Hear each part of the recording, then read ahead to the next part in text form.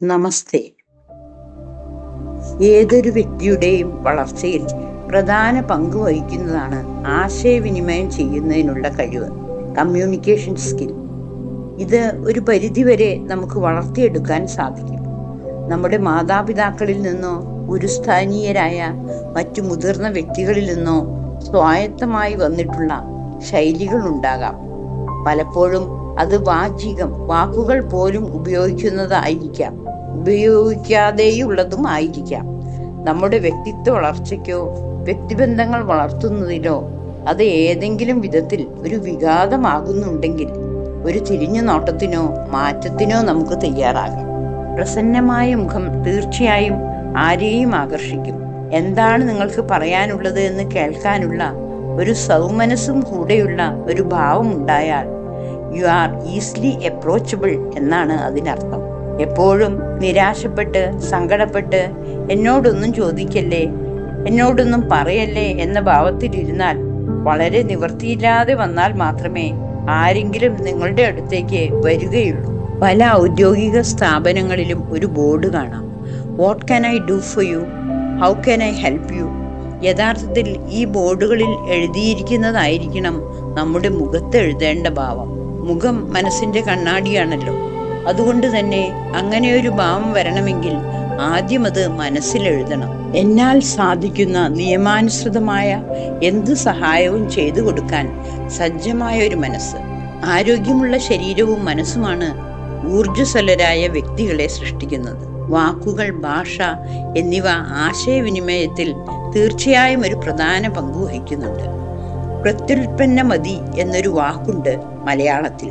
ധൈര്യമുള്ളവൻ, അവസരം പോലെ ഉടനുടൻ വേണ്ടത് ചിന്തിച്ച് പ്രവർത്തിക്കാനുള്ള ബുദ്ധിയുള്ളവൻ എന്നാണ് ഇതിൻ്റെ അർത്ഥം.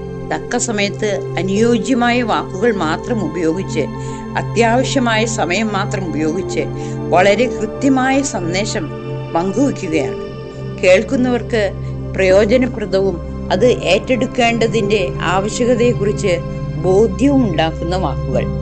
എന്തു പറയുന്നു എന്നതിനേക്കാൾ ആര് പറയുന്നു, എന്തിനു പറയുന്നു എന്നതെല്ലാം പ്രധാനമേറിയതാണ്. എത്ര രുചിയേറിയ ഭക്ഷണമായാലും അത് വിളമ്പുന്ന പാത്രവും സാഹചര്യവും എല്ലാം മനസ്സിനിണങ്ങിയതായിരുന്നാൽ അത് സന്തോഷത്തോടെയുള്ള കൊടുക്കൽ വാങ്ങലായി പരിണമിക്കുന്നു. കൊടുക്കുന്നവനും കൊള്ളുന്നവനും ഒരുപോലെ പ്രയോജനമുള്ളത്. ഇപ്പോഴുള്ള ബന്ധത്തെ ഒരു പടി കൂടി ഉയർത്തുവാനുതകുന്ന സംഭാഷണ ശൈലി തീർച്ചയായും വ്യക്തിത്വ വളർച്ചയിലെ ഒരു മുതൽക്കൂട്ടാണ്. നിങ്ങളുടെ വാക്കുകൾ എപ്പോഴും ഉപ്പിനാൽ രുചി വരുത്തിയതും കൃപയുള്ളതുമായിരിക്കട്ടെ എന്ന് കേട്ടിട്ടില്ലേ? അഹിതമായ കാര്യങ്ങൾ പങ്കുവെക്കേണ്ട സമയത്തും എമ്പതിയോടെ കേൾക്കുന്നവന്റെ മാനസിക വ്യഥ മനസ്സിലാക്കി തന്നെ വാക്കുകൾ ഉപയോഗിക്കാൻ കഴിഞ്ഞാൽ ഒരു പരിധിവരെ ബന്ധങ്ങൾ മുറിപ്പാടുകളില്ലാതെ സൂക്ഷിക്കാൻ സാധിക്കും. സൈക്കോളജിയിൽ ജസ്റ്റാൾ തെറാപ്പി എന്നൊരു ചികിത്സാരീതിയുണ്ട്. അതിൽ പ്രധാനമായും ഒരു വ്യക്തിക്ക് അവനവനെ കുറിച്ചുള്ള ഒരു അവബോധം ഉണ്ടാക്കുകയാണ്. ഞാൻ ആരാണ്, എൻ്റെ ചുമതലകൾ എന്തൊക്കെയാണ്, ഇപ്പോഴത്തെ സാഹചര്യത്തിൽ പ്രസന്റ് മൊമെന്റിൽ ഫോക്കസ് ചെയ്ത് എനിക്ക് എന്തൊക്കെ ചെയ്യാനുണ്ട്. എന്നിലോട്ട്, എൻ്റെ ഉള്ളിലോട്ട് നോക്കി ഞാൻ ചോദ്യങ്ങൾ ചോദിക്കുകയാണ്. മറ്റുള്ളവരെക്കുറിച്ചും സാഹചര്യങ്ങളെക്കുറിച്ചും ഒരുപാട് ചോദ്യങ്ങൾ എൻ്റെ മനസ്സിൽ ഉയർന്നേക്കാം. എല്ലാറ്റിനും ഒറ്റയടിക്ക് ഉത്തരം കിട്ടണമെന്നോ പറയണമെന്നോ ഇല്ല. എന്നാൽ ഉത്തരം കണ്ടുപിടിക്കുന്നതിനാവശ്യമായ റിസോഴ്സസ്, ബുദ്ധി, ജ്ഞാനം, അനുഭവ സമ്പത്ത് എല്ലാം ഓരോ വ്യക്തിയിലും അന്തർലീനമായിരിക്കുന്നു എന്നറിയുക. നിങ്ങൾക്ക് നിങ്ങളുടെ മകനെ കൊണ്ട്, മകളെ കൊണ്ട്, ഭാര്യയെ കൊണ്ട്, ഭർത്താവിനെ കൊണ്ട് എന്തെങ്കിലും ശരിയായ തീരുമാനങ്ങൾ എടുപ്പിക്കണമെന്ന് തോന്നിയാൽ അവർക്ക് വേണ്ടി നിങ്ങൾ തീരുമാനമെടുക്കുകയല്ല വേണ്ടത്. പന്ത് അവരുടെ കോർട്ടിലേക്ക് എറിഞ്ഞു കൊടുക്കൂ. അതിൻ്റെ ഗുണദോഷവശങ്ങൾ ചർച്ച ചെയ്ത് തീരുമാനമെടുക്കാനായി അവരെ തന്നെ ഏൽപ്പിക്കുക.